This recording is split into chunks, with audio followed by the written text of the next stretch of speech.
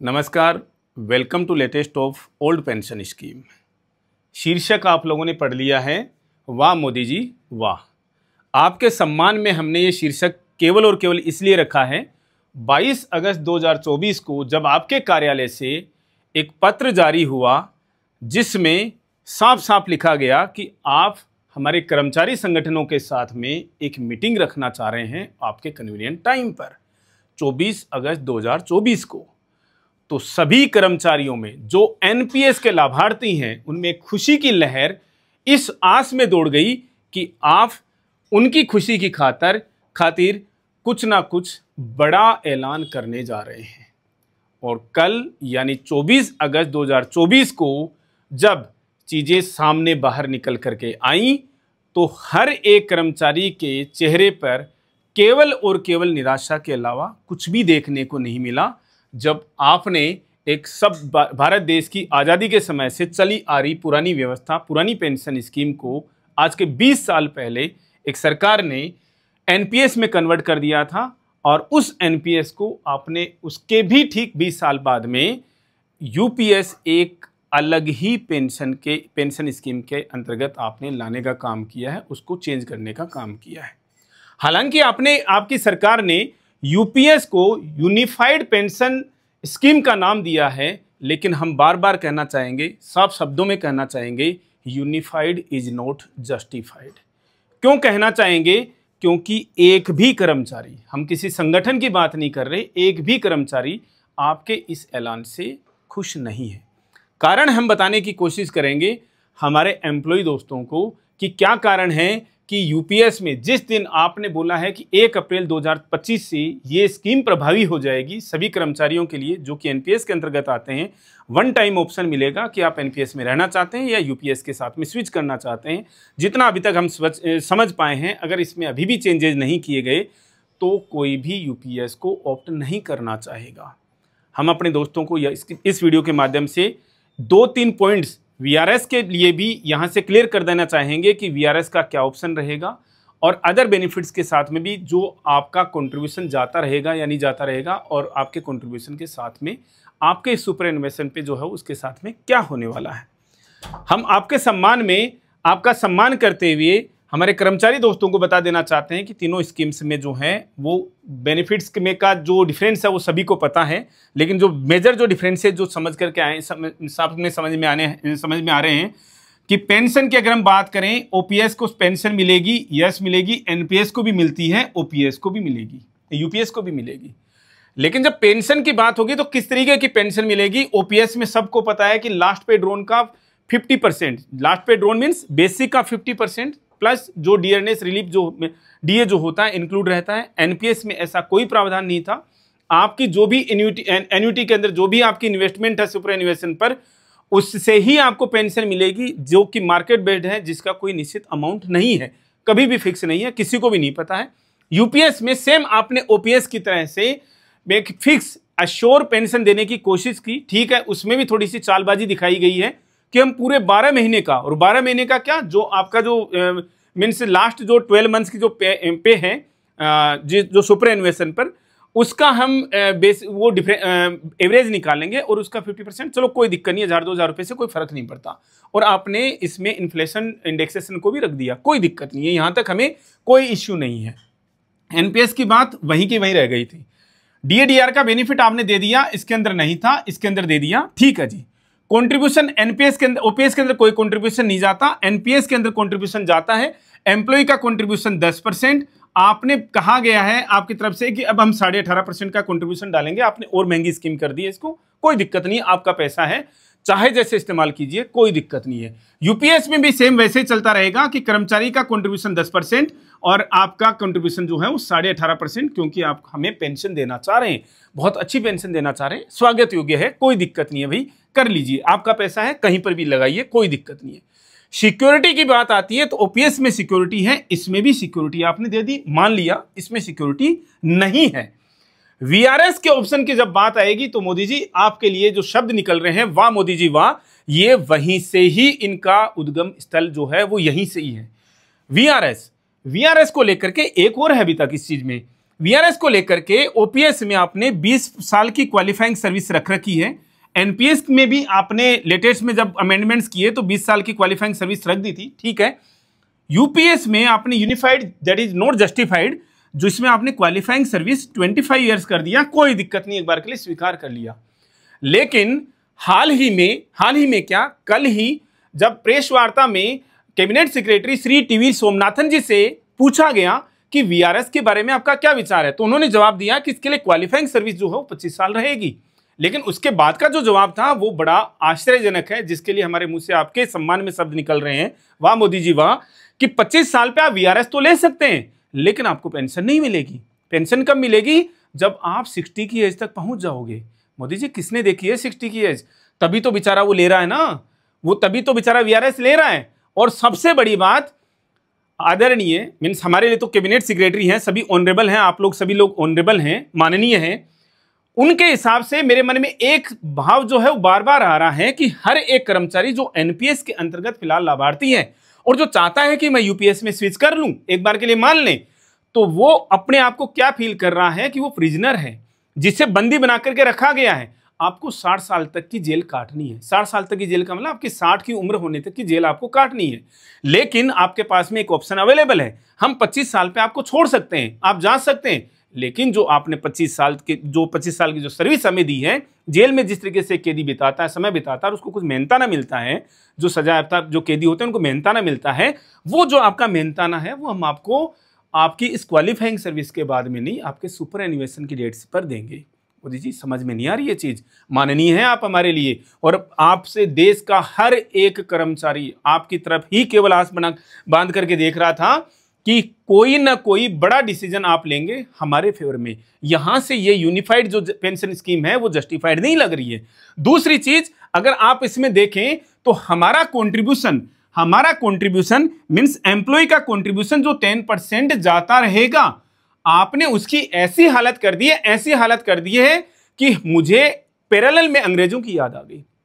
हमने अंग्रेजों को देखा नहीं है, लेकिन जिन्होंने भी हिस्ट्री की किताबों में लिखा है, सही लिखा है, गलत लिखा है, और जो सही है फूट डालो राज करो, और फूट डालो राज करो। मैं यहां पर ये वाली बात किस परिप्रेक्ष्य में कह रहा हूं कि अंग्रेजों ने जहां जहां पर भी राज किया, या दूसरी तरफ से कहें दुनिया में जहां जहां पर भी दो देशों के बीच में लड़ाइयां हैं, दो देशों के बीच में युद्ध हैं, चाहे से हम रशिया यूक्रेन की बात कर लें, हालांकि उनका अपना लड़ाई है, वो तो चलो ठीक है कोई बात नहीं, फलस्तीन और इजराइल की लड़ाई है, भारत पाकिस्तान की लड़ाई है, भारत का बांग्लादेश की सीमाओं के साथ में जो विवाद हो रखा है, मीन्स कई अलग तरीके से जो चीजें हो रखी हैं, इसके अलावा चाइना ताइवान जो चल रखा है, और भी दुनिया में जितने देश की सीमाओं को लेकर जितने विवाद हैं वो अंग्रेजों के पैदा किए हुए हैं, जानबूझ करके पैदा किए हुए हैं, ताकि हमारा काम चलता रहे। और हमारा क्या काम चलता रहे? हमारे हथियारों की बिक्री होती रहे। लेकिन मोदी जी आपको तो कोई हथियार बेचने नहीं है, लेकिन मुझे यह समझ में आ रहा है कि आपको हथियार तो नहीं बेचने, लेकिन आप किसी कर्मचारी को यूनिफाइड पेंशन स्कीम इंट्रोड्यूस करने के बावजूद भी आप इसमें शायद स्विच नहीं करने देना चाह रहे। रीजन, क्योंकि हमारा जो 10% का जो कंट्रीब्यूशन है उसको तो आपने मतलब मिलेगा ही नहीं, हमें देखना ही नहीं है।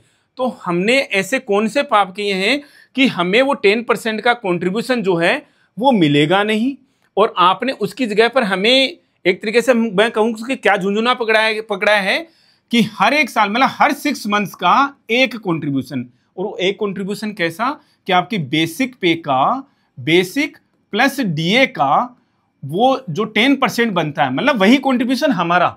मतलब इस 25 साल पे भी अगर कोई एम्प्लॉय छोड़ना चाहे, या मान लीजिए 30 साल की सर्विस करता है कोई एम्प्लॉय सुपर एनिवेशन तक, अब वो तो सर्विस नहीं रही, कोई छोड़ेगा नहीं, वीआरएस तो आपने खत्म ही कर दिया इनके लिए, कोई बात नहीं जी। किसी ने 30 साल की सर्विस की तो उसको क्या मिल जाएगा? 60 कंट्रीब्यूशन का पैसा वो आप वापस देंगे। कितना होगा जी वो? और उसमें बड़ा जो टैग जोड़ा ना, it will be additional to gratuity. वो ऐसा लगा कि ये कोई भारी भरकम अमाउंट है जिसको हमें 2-4 सिक्योरिटीज रखने पड़ेंगे, जिसकी मतलब बैंक वाले तो मना कर देंगे, बैंक वाले कि भैया इतनी बड़ी अमाउंट हम कहाँ रखेंगे, तो हमें 2-4 सिक्योरिटी पर्सनली हायर करने पड़ेंगे उस पैसे को रखने के लिए। जब एक्चुअल में मैंने जब एक्चुअल में कैलकुलेट किया तो वो अमाउंट तो 5-7 लाख रुपए नहीं आ रही मोदी जी।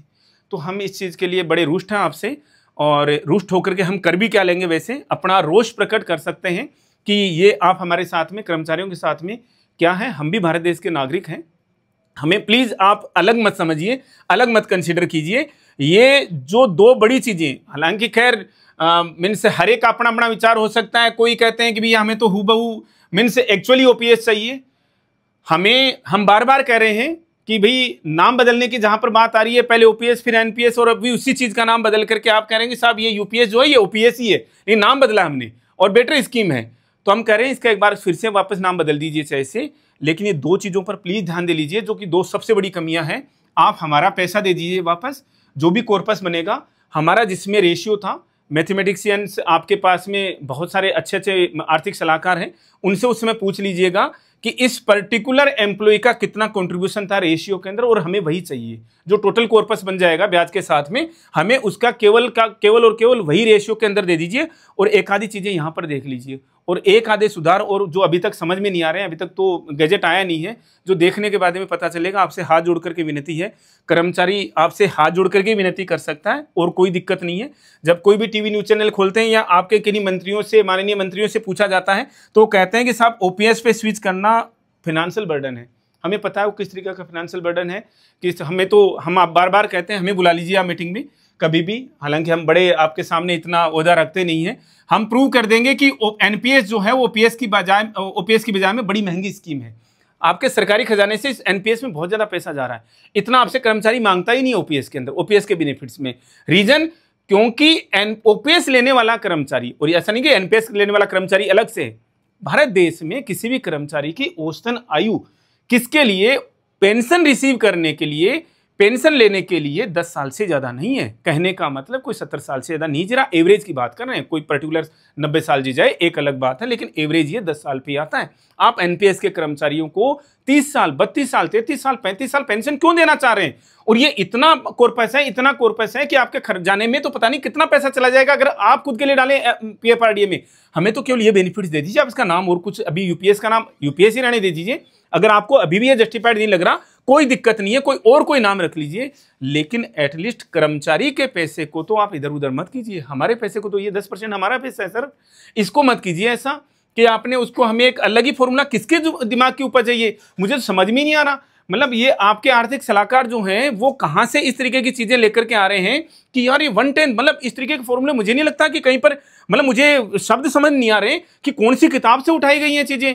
माननीय मंत्री जी ने कल इसके बारे में जब इंट्रोड्यूस कर रहे थे इसको, पेंशन स्कीम को, तो बता रहे थे हमने काफी जगहों से स्टेक होल्डर्स के साथ में भी, आरबीआई के साथ में भी, अदर मतलब अब्रॉड में कंट्रीज के साथ में भी उनको स्टडी किया। ये तो हमें कहीं से भी नहीं है, बंद कमरे में बैठ करके बनाई गई 5 पन्नों के अंदर चीजें लिख ली, 5 पॉइंट लिख ली और हमारे सामने इंट्रोड्यूस कर दिए। हाँ जी भैया ये हो गया, और हमारे मुंह से बस इसको पढ़ करके निकल पड़े, वाह मोदी जी वाह। तो ठीक है मोदी जी, ये चीजें प्लीज हाथ जोड़ करके विनती कर रहे हैं हम आपसे, हमारे इस पैसे का, इस जो 10% है हमारा पैसा है, हमने पहले ही बोला है ये 18.5% की जगह पर 28.5 डालिए, हमें कोई दिक्कत नहीं है। हमें इस तरीके का कोई और कॉर्पस चाहिए भी नहीं कि आप वो नॉमिनी को पैसा दे देंगे उसकी मीन्स डिजीज के मीन्स डिमाइज के बाद में, ऐसा कुछ हमें चाहिए भी नहीं। आपको पता है अपने फैमिली पेंशन ठीक है, बहुत अच्छी कर दी है, कोई दिक्कत नहीं है।